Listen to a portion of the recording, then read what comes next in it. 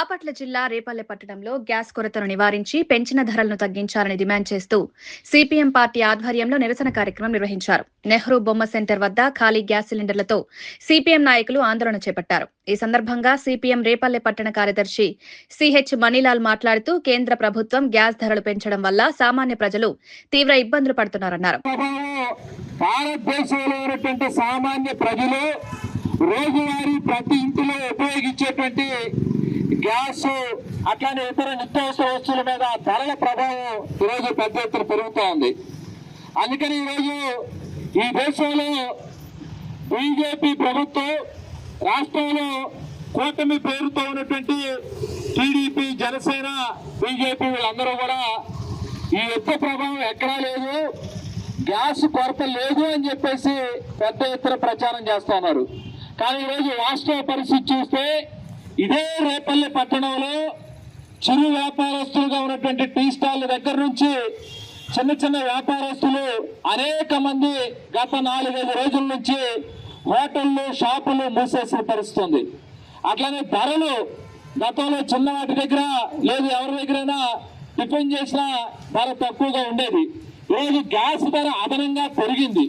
పెద్ద పెద్ద 5 star hotels కానీ లేదా ఇతర కొన్ని హోటల్స్ పరిధిలో కూడా టిఫిన్ ధర 30 రూపాయలు అయితే దానిపైన గ్యాస్ ధర 9 రూపాయలు అని చెప్పేసి ధర వసూలు చేస్తున్న పరిస్థితి.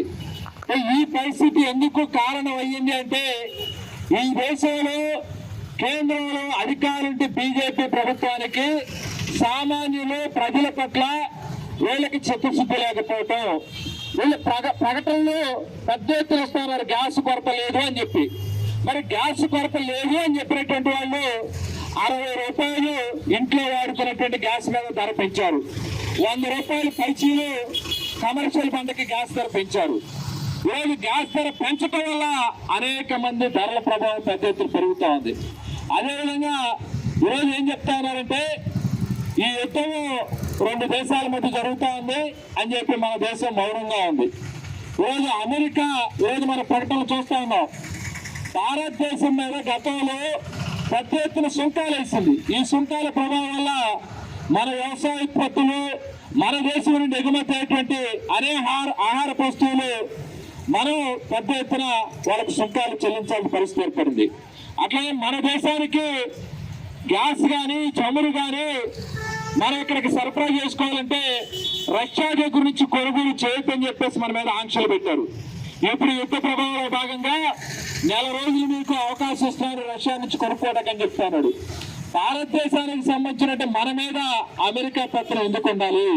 ఈరోజు ఎంతటి పెద్ద ప్రభావం ప్రజల నెత్తి మీదకి వస్తా ఉంటే ఈ యుద్ధం మీద ఖండించకుండా, మాట్లాడకుండా మౌనం వహిస్తున్నటువంటి మోడీ గారి వైఖరి వల్ల